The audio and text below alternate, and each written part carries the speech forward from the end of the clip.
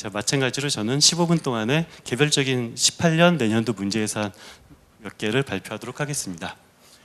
제가 발표하는 거 말고 우리 자료집에는 더 많은 자료가 있는 건 아시죠? 그래서 이 발표하는 자료 외에도 우리 자료집에 있는 것을 많이 참고해 주셨으면 좋겠습니다. 자, 재작년에 국회 예결위를 가장 떠들썩하게 만들었던 예산, 혹시 기억날런지 모르겠는데 기억나시죠? 나라 예산, 나라 사랑 교육 예산이 굉장히 아주 시끄럽게 떠들었습니다. 이 나라 사랑 교육이 유치원, 초등학교, 중학교, 대학교에 굉장히 안보의식, 보안의식을 굉장히 높이는 그런 교육들을 적극적으로 하겠다라는 예산이었던 거고요. 보훈처장과 국회에서의 상당한 마찰이 있었고요. 굉장히 아무튼 떠들썩하게 만들었던 예산이었습니다. 자, 이것이 올해는 어떻게 되었을까요? 새 정부가 바뀌면서 상당히 많은 예산이 없어졌습니다. 예를 들어서 특성화 대학 지원, 나라사랑 연구학교 지원, 이런 예산들은 삭감이 됐습니다. 그런데 아직까지 남아있는 두 개의 사업이 있습니다. 꾸러기 유치원 사업, 그리고 꾸러기 유치원 사업은 이게 그대로 존속되고 있고요. 근데 꾸러기 유치원 사업은 이름만 들으셔도 알 수 있겠지만 유치원의 아이들에게 나라사랑 교육을 하는 예산이거든요. 사실 어떤 유치원 아이들 유아교육적인 얼마나 많은 배려가 있는지는 모르겠는데요. 없겠죠, 사실상. 유아교육적인 그런 배려 없이 이런 꾸러기 유치원 지원 사업 같은 경우는 어떤 청산되지 못한 적폐 예산이라는 생각이 듭니다. 자, 마찬가지로 이런 경제교육 지원 사업 예산이 있는데요. 같은 사업이죠. 꾸러기 유치원 지원 사업도 있고요. 그리고 꿈나무 이동교실 운영 사업이 있습니다. 자, 꾸러기 유치원 사업은 유치원 학생을 위한 사업이고요. 꿈나무 이동교실 운영은 초등학교 저학년 학생을 위한 사업입니다. 이렇게 유치원 학생과 초등학교 저학년 학생을 위한 사업은 그대로 남아 있고요. 이것은 전액 삭감돼야 되지 않을까라는 생각이 듭니다.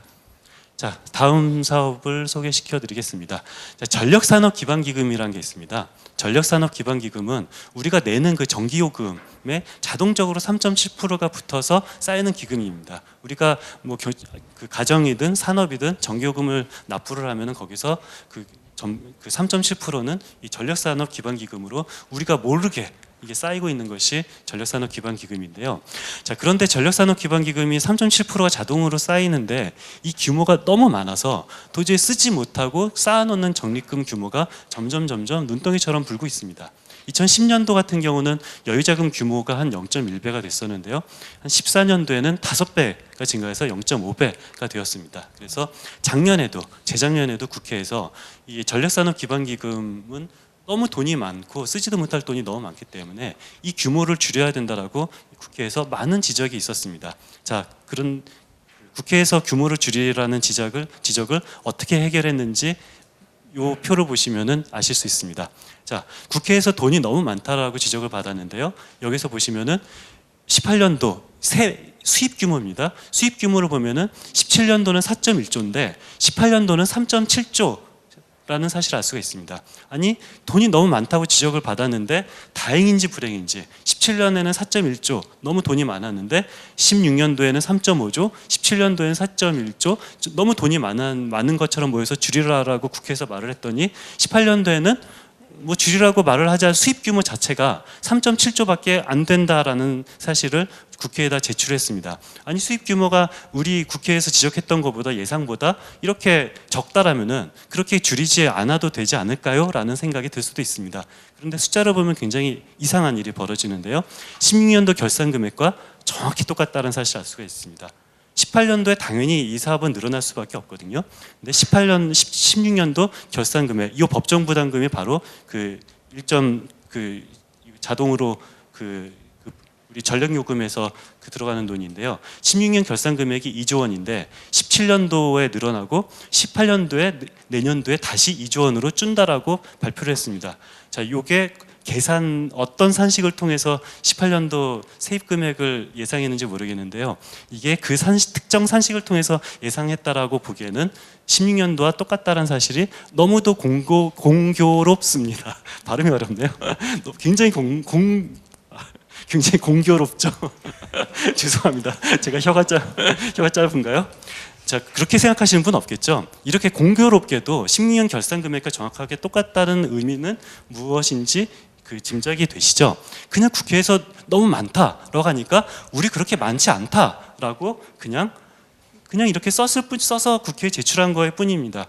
어떻게 국회에 이렇게 써서 제출할 수가 있을까요? 18년도 예산의 결산은 언제 일어나죠? 19년도에 일어나죠. 19년도 결산이 일어날 때까지 이 금액이 얼마나 말도 안 되는 금액인지 드러나지 않습니다. 19년까지 어차피 그냥 버티자라는 그런 마음으로 이 법정 부담금이 올라가지 않는다라고 써서 제출한 거에 불과하고요. 법정 부담금은 16년도보다 17년도가 증가하고 17년도보다 18년도가 증가할 수밖에 없는 경제 구조를 가지고 있습니다.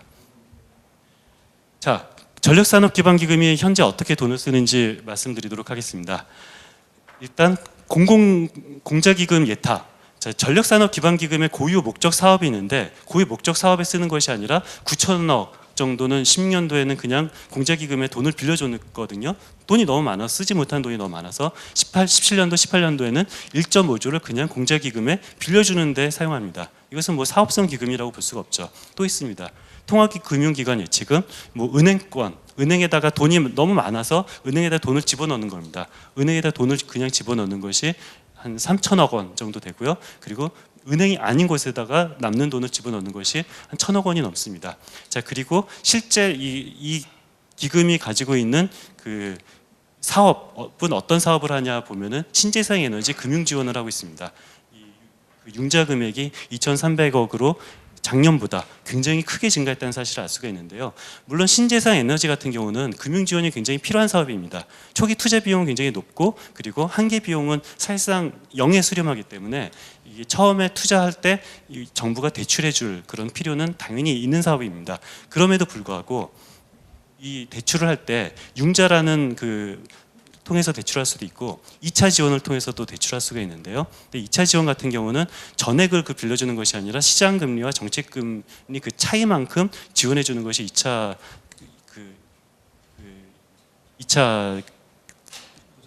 보전 2차 보전인데요.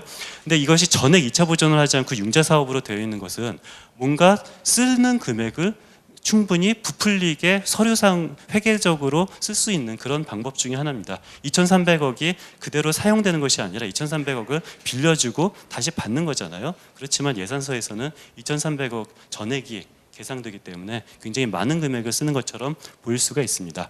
자, 전력산업기반기금이 돈이 너무 많다 보니까 굉장히 좀 방만한 사업에도 이 돈을 쓰기도 합니다. 원자력 연관기관 출연금에도 이게 620억을 출연하기도 하고요. 전력산업 홍보에도 690억을 쓰기도 합니다. 자, 그런데 물론 저는 뭐 환경단체도 아니고요. 그래서 뭐 원자력 발전에 대해서 큰 그런 거기에 대한 전문성은 없습니다만, 근데 재정을 하는 사람으로서 그 원자력 발전을 찬성하는 사람도 있고 원자력 발전에 반대하는 사람도 있잖아요. 근데 원자력 발전을 찬성하는 사람들의 논리는 뭡니까? 원자력 발전은 경제성이 있다라는 것이 찬성하는 논리인 거고요.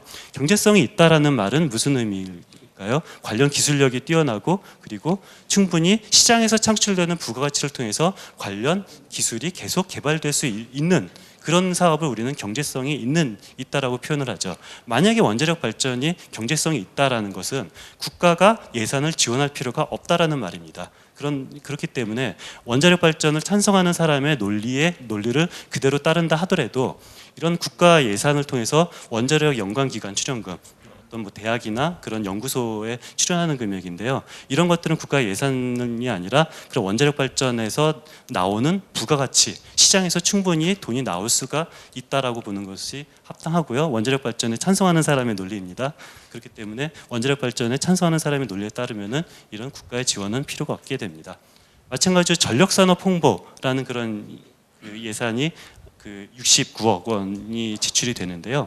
그 전력산업 홍보 예산 같은 경우는 오타가 났습니다. 전력시장 전기절약입니다. 전기절약 그리고 전기 안전 홍보, 뭐 여기까지는 별 문제 없어 보이는데요. 그리고 원자력 홍보 예산이 조금 생뚱맞게 포함되어 있습니다. 뭐 신재생 에너지 홍보, 뭐 LNG 발전 홍보가 있는 것이 아니고요. 원자력 홍보 예산만 있고요. 그렇기 때문에 좀 형평성이 없다라는 사실을 알 수가 있습니다. 그래서 이 원자력 홍보 예산 같은 경우는 삭감되는 것이 맞다고 봅니다. 자, 그리고 작년에 또 국회에서 한참 이슈가 됐었던 사업이 과학기술인 사기진작 예산이 있습니다. 과학기술인 사기진작 예산은 그 과학기술인 복지 콤플렉스, 그리고 과학기술인 사이언스 빌리지, 그리고 과학기술인 연금제도가 있는데요. 뭐 이런 복지 콤플렉스 같은 경우는 과학기술인의 그런 실버타운 같은 거였고요. 그리고 이 과학기술인 연금제도는 말 그대로 과학기술인만을 위한 연금을 따로 만드는 거였습니다. 자, 그런데 그 사이언스 빌리지 건립은 이미 완공이 됐습니다. 더 이상 완공이 됐기 때문에 18년도 예산 지출은 필요 없습니다. 복지 콤플렉스 건립은 18년도 예산은 책정되지 않았습니다. 그렇지만 이 과학기술인 실버타운인 복지 콤플렉스 건립이 18년도에 책정되지 않았다 하더라도 이 사업이 그 포기가 된 것은 아닙니다. 잠정 중단일 뿐입니다. 그런데 더 문제는 그 과학기술인 연금제도는 그대로 지금 남아 있습니다. 과학기술인 사기진작 요 예산은 과학기술인 연금을 위한 예산인 건데요. 요 금액이 17년에 530억에서 뭐 지금도 510억, 520억 정도가 그대로 지속되고 있습니다. 자, 과학기술인 연금은 굉장히 어색한 건데요. 지금도 뭐 사립학교 그 사립연금, 공무원연금, 군인연금, 국민연금 여러 가지 그런 그 연금 제도가 각각 있어서 이런 것들을 뭐 통합되어야 되지 않을까라고까지 주장한 사람도 있고요. 뭐 통합까지는 모르겠습니다만 아무튼 각각의 직역연금이 너무 많이 난립하는 것은 좋지 않다라는 것은 이미 사회적으로 합의된 것 같습니다. 자, 그런데 또 다시 과학기술인이라는 그런 개념도 정립되지 않는 그런 아주 개념도 없는 곳에 새로운 그런 연금 제도를 만든다라는 것은 굉장히 연금 제도가 아주 조악하게 되는 거고요. 과학기술인의 그런 그 원로 과학기술인에게 어떤 연금 지원이 정말 필요하다라면은 그것은 따로 독립된 그런 과학기술인만의 연금 제도가 아니라 국민연금에서 어떤 과학기술인 그런 크레딧 같은 것들을 신설하는 방안이 훨씬 더 합리적이다라는 사실을 우리는 충분히 생각할 수가 있습니다. 자, 이건 제 거 아니죠? 예. 이상으로 저는 시간을 지켜서 굉장히 개인적으로 뿌듯합니다. 이상으로 첫 번째 발제를 마치도록 하겠습니다. 감사합니다.